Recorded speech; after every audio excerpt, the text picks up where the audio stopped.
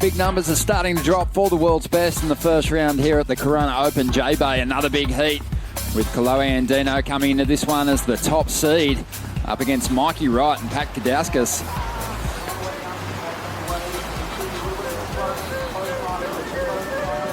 And Kolohe trying to find a rhythm through the inside here. A couple of strong turns. Coming off the back of his best finish at the Uluwatu Pro.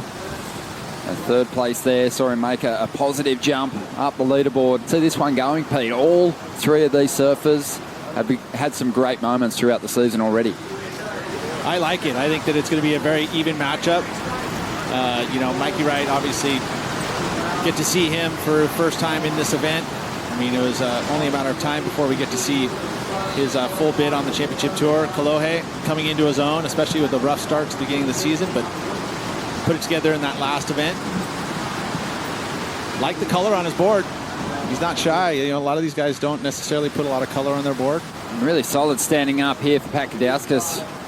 Good looking shape to this wave, but he's got to get going to kick this one off. Has plenty of speed. And draws off the bottom into the first section. That trademark turn.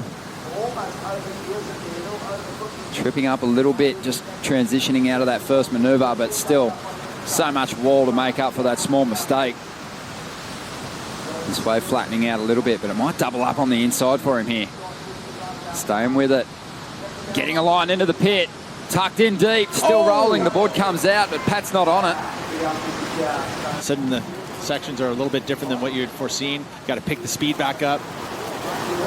But again, that top section there, no sacrifice of speed. He's just flying down the line. That feeling right there as you go into a maneuver with that much speed is so good. Then right there, just a little hiccup.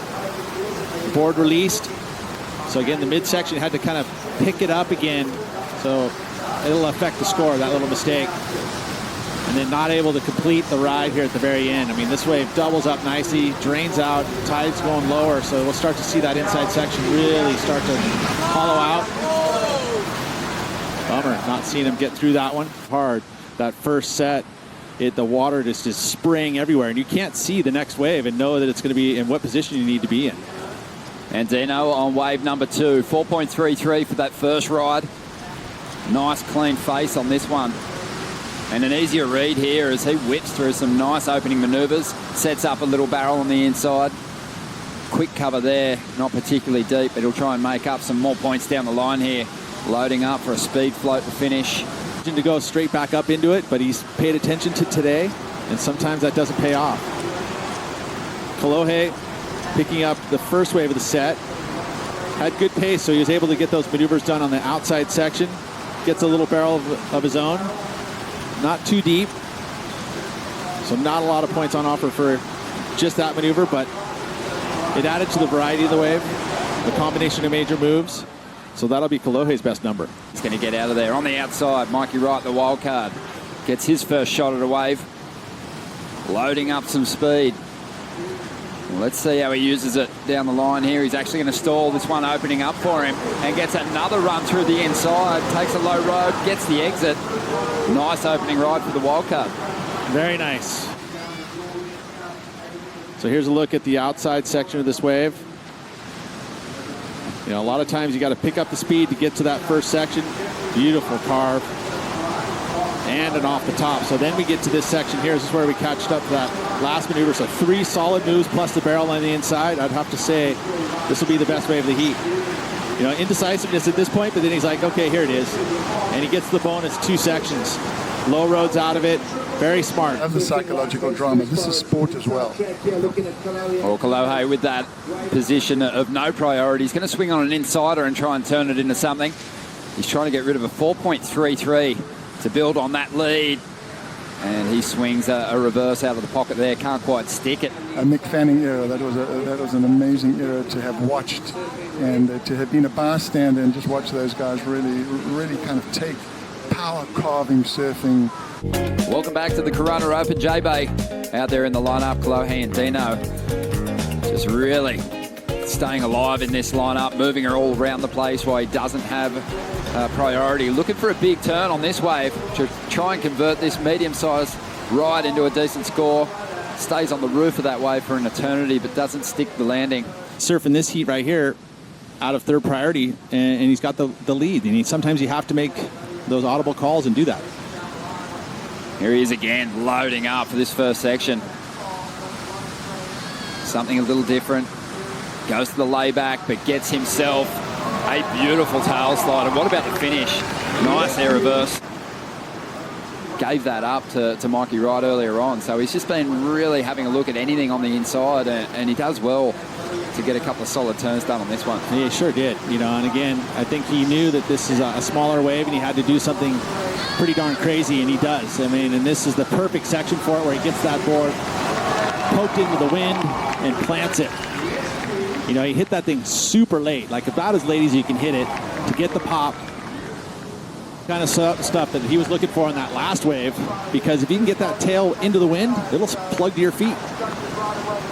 Well, that was the best effort we've seen at an aerial today. As we see now, Gudauskas trying to get himself into the mix. And he is locked in deep. Would have enjoyed a great vision there at J-Bay.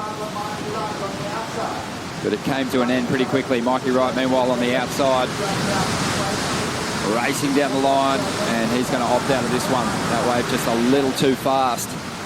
Have to go all out to turn this into a good score, and as a result, he finds himself into the lead. This is a guy with a lot of weapons, and maybe sometimes he keeps those weapons in his back pocket just for, I guess a lot of surfers do that out here. Here he goes again on the inside, loading up with speed once more, and he's going to go to the alley-oop. He's going to stick that one. Beautiful. It still has room to move. Maintains some good speed down the line. Let's see what kind of finish he can put on this one. That's going to feel good. Flexing on the inside, Andino. But this is working for him. But the fact that there's no bigger sets is a big advantage as well. He's got his celebrations mixed up with his blow-up. Almost looked like he was complaining about the score already. That was a beautiful turn. Here it is again. Look at all the speed he carries, and you can see it coming. Telegraphed all the way around, lands clean with speed. And, the reason why this score, it's not just the one maneuver. He gets the final move here, too. So, nice work there from Kolohe. This is a good angle here. Not easy to do when you've got all that wind blowing up the face. Well, Strider Wasilewski watching on from out there in the lineup. And Strider often in these situations when a surfer goes above the lip here at J-Bay. All that spray going through your face, it's all just basically letting the force take away, and he did a great job of it. Out the back, Gudauskas has got himself a nice wall. Well, Pat's been surfing with so much speed throughout the season. Had that one big semi-final finish down there at Bells Beach, so with another big result, he'll be one guy that could make a huge jump up the leaderboard. A couple of solid moves, clean flow, not quite the... But with no make at the barrel, I would say that might come a little under. We'll see, though. I mean, he's been having some close heats, and a lot of those close heats going his way. Gudauskas with the rail grab carve under the lip. Again, carries so much speed. It looks like his board is just gliding across the lip. High power being displayed, that we saw from Kolohe and Andino, but still a pretty decent ride. Meanwhile, out the back, Mikey Wright, he waited a long time for this wall. He tucks into the barrel deep in the tube. Oh, gets over the foam ball, but loses his board somewhere in the pit. Hoping at this last set, we're going to kind of tighten the gap. Let's take a look here at Mikey's right wave on the outside. A little bit bigger wave than Pat's. Beautiful first snap. And unloads the double arm layback. Got kind of hit there by this section of the whitewater, but he does well. This feels like a pretty good wave, but is it the excellent number that he needs? Had he pulled this barrel, a lot of momentum in his court. Oh, interesting little move there. Priority was with Mikey Wright. So he takes that wave, and the fact that he goes over the track, as you see, he tried. Yeah, there would be a priority interference, because the fact that Pat was able to go in front of Mikey and the track having to be right in front and Mikey going over the track, it affects scoring potential. Sure enough, it's going to be an interference. He's got such a smooth flow for an aerial guy, Really silky style. Real loose. Kind of reminds me a little bit of like... He's actually... Here he is, swooping.